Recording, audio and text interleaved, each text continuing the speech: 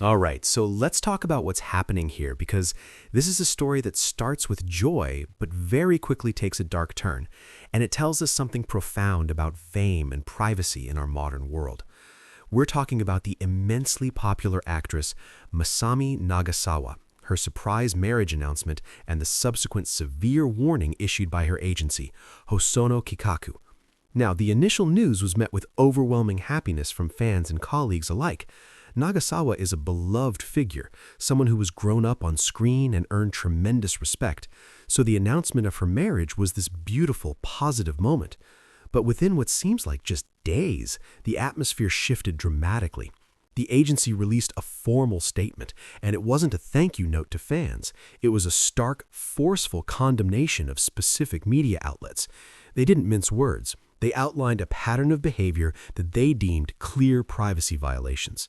They spoke of interviews that crossed lines, of pursuing not just the actress but people around her, of actions that transformed a private celebration into a source of fear and anxiety. The phrase they used is chilling. It's a huge mental burden. That's not language you use lightly in a formal corporate statement. This tells us the situation has moved beyond simple nuisance or annoyance.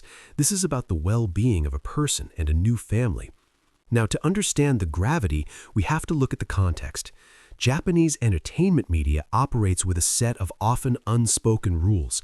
There's a famous system of reporting, but there are also boundaries typically respected around major life events like weddings or births. The agency's statement suggests those boundaries were not just nudged, they were completely obliterated. We're likely talking about paparazzi staking out homes, following vehicles relentlessly, attempting to contact family members or friends who are not public figures. This creates a network of stress where every movement feels watched, where you can't trust a quiet moment to stay quiet. Imagine trying to build the first days of your marriage under that kind of microscope. It's heartbreaking. And here's a critical angle. The agency chose to go public. This is a strategic and significant move.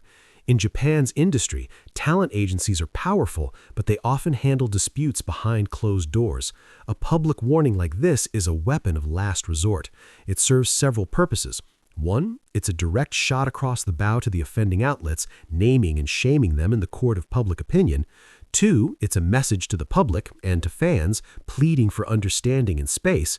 Three, and perhaps most importantly, it lays down a legal and ethical marker.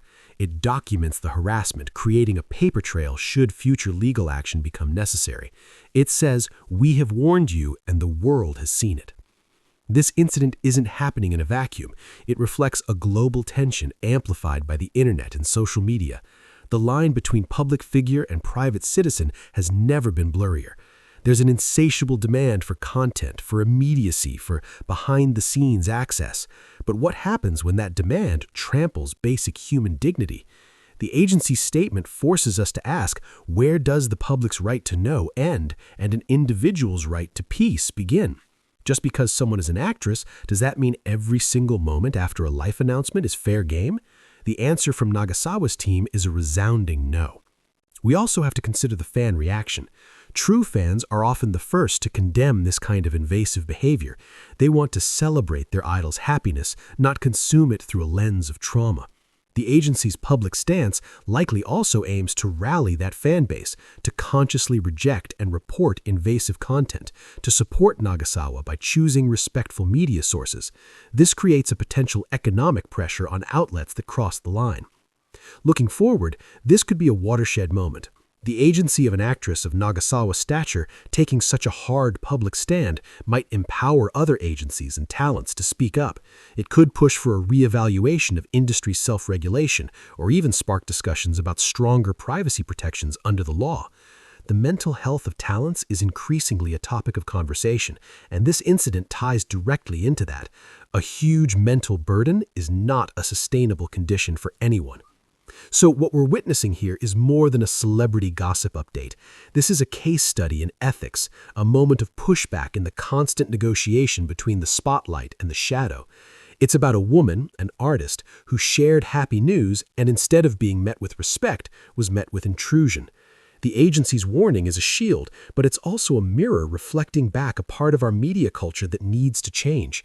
The ultimate hope is that this statement leads not just to a cessation of harassment from Masami Nagasawa, but to a broader reflection on how we all consume celebrity and how we can protect the human being behind the famous name. The story started with a marriage, but its legacy might be about drawing a line that should never have needed to be drawn.